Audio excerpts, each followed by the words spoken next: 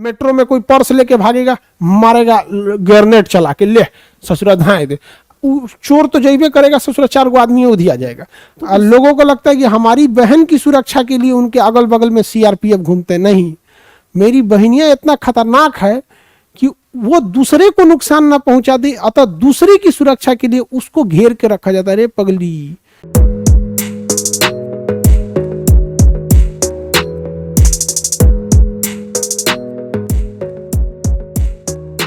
Military जो होती है ये बेसिकली इसे रखा जाता है लड़ाई के लिए, या एकदम एक्सट्रीम कंडीशन के लिए रखा जाता है। मिलिट्री में आपको आपका आर्मी, एयरफोर्स, नेवी सारी चीज़ें आती हैं, लेकिन देखिए ये मतलब लड़ाई के लिए थल सेना, मिलिट्री में लिए आर्मर्ड फोर्स में तीनों आ जाते हैं। तो इसे हमेशा एक्सट्रीम कंडीशन के लिए रखा जाता है। मतलब ऐसा नहीं कि थोड़े मोड़े चीज़ में लगा दीजिएगा इनको, बहुत पावरफुल इनके पास हथियार होती है, बहुत खतरनाक ट्रेनिंग होती है मिलिट्री की। तो मिलिट्री में ही इससे एक थोड़ा सा इससे मिलिट्री से नीचे बनाया गया पारा मिलिट्री। देखिए ये मिलिट्री नहीं है, लेकिन मिलिट्री से कम भी नहीं है, आधी मिलिट्री है, इसे पारा मिलिट्री कहते हैं। आधा मिलिट्री, पैरा मिलिट्री मतलब आधा मिलिट्री है, इसे पारा मिलिट्री कहते हैं। तो पारा मिलिट्री का भी काम है मिलिट्री की तरह ही है, लेकिन छोटे से कामों का है, बहुत हैवी मारधारी इन लोगों को नहीं करना रहता है। पारा मिलिट्री कई टाइप की पारा मिलिट्री है, इनकी अलग अलग टाइप की जिम्मेदारियां दी गई हैं पैरा मिलिट्री फोर्सेस को। जैसे म्यांमार से सुरक्षा, बॉर्डर की सेफ्टी की जिम्मेदारी पूरा म्यांमार बॉर्डर पर किसकी है? असम राइफल की। असम राइफल की ही जिम्मेदारी है पूरे म्यांमार बॉर्डर की क्या करना? सिक्योरिटी देखना। उसी तरह से अगर आप देखेंगे नेपाल बॉर्डर को, तो पूरे नेपाल बॉर्डर को सिक्योर करना, नेपाल बॉर्डर को सिक्योर करने की जिम्मेदारी, पूरे नेपाल बॉर्डर को सिक्योर करने की जिम्मेदारी है सशस्त्र सीमा बल एसएसबी। सशस्त्र सीमा बल एसएसबी पूरे नेपाल बॉर्डर को यही कंट्रोल करके देखता है यहाँ पर। अगर वैसे ही अगर आप चाइना को देखते हैं कि चाइना के पास कंट्रोल करने के लिए, तो चाइना का ये लगने वाला बॉर्डर यहाँ पर, ये जो चाइना जहाँ जहाँ लगता है, जहाँ जहाँ वहाँ ITBP, Indian Tibet border police, ITBP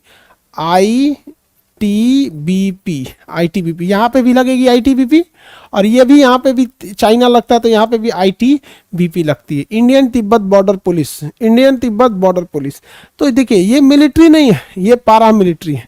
ये वहाँ पर ये देखते हैं कोई घुसपैठ तो नहीं कर रहा है।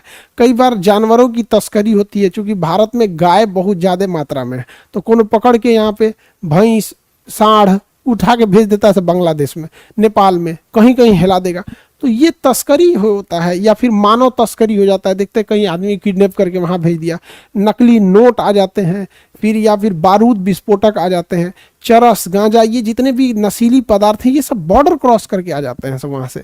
तो वो सब जो हो गया ये रोकने का काम ये पैरामिलिट्री का होता है। तो चाइना बॉर्डर पे आईटीबीपी, चाइना से जहाँ जहाँ बॉर्डर लगेगा आईटीबीपी, नेपाल से जहाँ जहाँ बॉर्डर लगेगा एसएसबी, भूटान से कुछ नहीं लगता है क्योंकि भूटान की सिक्योरिटी तो हम लोग खुद करते हैं, भूटान की सुरक्षा की जिम्मेदारी हम भारत वालों का खुद ही है। अब आता है बीएसएफ, बॉर्डर सिक्योरिटी फोर्स, सीमा सुरक्षा बल। पाकिस्तान यहाँ पर कौन लगता है? पूरा गुजरात से लेके पूरा ये बॉर्डर पे कौन लगेगा? बीएसएफ लगी रहती है, भयानक पूरा बीएसएफ ही है। बीएसएफ यहाँ से लेके यहाँ तक लगी रहती है, बीएसएफ लगी रहती है यहाँ पर। और यहाँ पर भी बांग्लादेश वाले पे भी क्या लगी रहेगी? बीएसएफ, क्योंकि पहले भी तो ये पूर्वी पाकिस्तान था, हम लोगों ने इसे तोड़ दिया। पाकिस्तानियों को अभी समझ में नहीं आता है कि उनका देश टूट गया, अभी वो कश्मीर चिल्ला रहे हैं। तो ये पैरामिलिट्री फोर्स है। कौन सी है? Paramilitary force. और जितना भी समुंदर का एरिया नीचे है, जितना समुंदर है, ये सारा का सारा समुंदर इंडियन कोस्ट गार्ड के अंडर में। किसके अंडर में? Coast guard, Indian coast guard, ICJ, Indian coast guard. ये समुंदर की निगरानी कोस्ट गार्ड की, समुंदर की निगरानी कोस्ट गार्ड, समुंदर की निगरानी कोस्ट गार्ड की है, समुंदर की निगरानी कोस्ट गार्ड की। किसी को कोई दिक्कत नहीं ना। अच्छा, देश के अंदर अगर जरूरत पड़ गई, देश के अंदर जैसे आंतरिक स्थिति को संभालना है देश के अंदर, तो उसके लिए लगाई जाती है सीआरपीएफ। कौन क्या लगेगा? CRPF. CRPF central reserve police force, CRPF, CRPF central reserve police force, CRPF को लगाया जाता है। नक्सलियों के खिलाफ सीआरपीएफ को लगा दिया जाता है। आंतरिक सुरक्षा सीआरपीएफ में, चुनाव लगता है सीआरपीएफ हो जाता है, मार हो जाता है सीआरपीएफ लगा दिया, किसी को जेड प्लस सिक्योरिटी देना है सीआरपीएफ दे दो, किसी को सुरक्षा देना है सीआरपीएफ। अभी हमारी बहनिया को देखते हैं ना, कमांडो मिले हैं सब सुरक्षा के लिए। लोगों को लगता है कि हमारी बहन की सुरक्षा के लिए उनके अगल बगल में सीआरपीएफ घूमते, नहीं। मेरी बहनिया इतना खतरनाक है कि वो दूसरे को नुकसान ना पहुंचा दे, अतः दूसरे की सुरक्षा के लिए उसको घेर के रखा जाता है। रे पगली, ऐसे रहो यहाँ पे। समझ में आ गया कि नहीं आ गया? किसी को दिक्कत ना तो काट लेगी कोनों को दांते, जिसको दांत काटेगी ना टेटनस हो जाएगा, उसको पागल हो जाएगा, ऐसे ऐसे करने लगेगा। खतरनाक है सब। हमारी बहनिया से सबको डर लगता है, कुछ बोल देती है। आगे बढ़े, किसी को दिक्कत? आंतरिक सुरक्षा किसके हाथों में? आंतरिक सुरक्षा कंप्लीटली है सीआरपीएफ के हाथ में। अब सीआरपीएफ को जो ट्रेनिंग मिली थी वो दूसरे से लड़ने के लिए मिली थी या सुरक्षा के लिए। लेकिन बहुत जगह ऐसा हुआ ना कि जहां टूरिस्ट आते हैं या लोग आते हैं तो वहां लड़ना नहीं बल्कि समझाना है, तो उसके लिए बनाया गया central industrial security force, CISF, CISF, central industrial safety force, CISF. ये वहां लगाया जाता है जहां कोई इंडस्ट्रीज हो या कोई टूरिस्ट प्लेस हो, लाल किला हो, ताजमहल हो, कुतुब मीनार हो, मेट्रो स्टेशन हो, एयरपोर्ट हो, बंदरगाह हो, या फिर कोई बीच हो जहां, तो वो सारी चीजों में क्या लगा देता है आपको? सीआईएसएफ लगा देता है। क्या लगा देता है? सीआईएसएफ को लगा देता है। सीआईएसएफ को, central industrial security force, central industrial safety force, security ने सेफ्टी फोर्स, सीआईएसएफ क्या लगा देता है?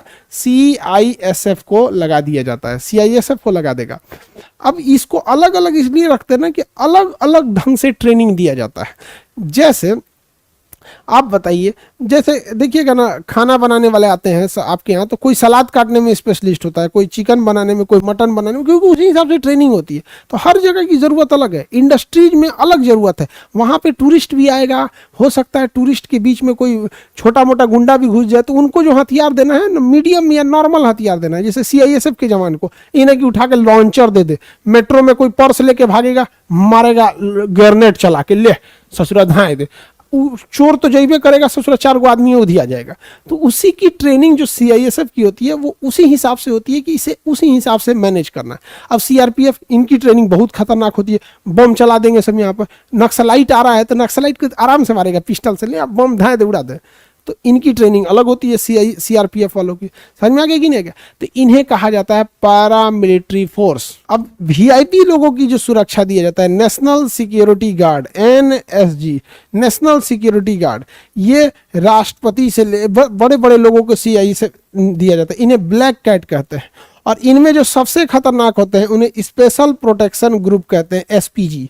नरेंद्र मोदी की सिक्योरिटी की जिम्मेदारी एसपीजी को होती है। किसे? एसपीजी को। और बड़े बड़े वीआईपी को एनएसजी को, मुख्यमंत्री एनएसजी, राज्यपाल एनएसजी, वीवीआईपी लोग एनएसजी, विदेशी राज्य का आता है एनएसजी, प्रधानमंत्री एसपीजी, राष्ट्रपति एसपीजी। तो ये हो गया आपका पैरामिलिट्री फोर्स।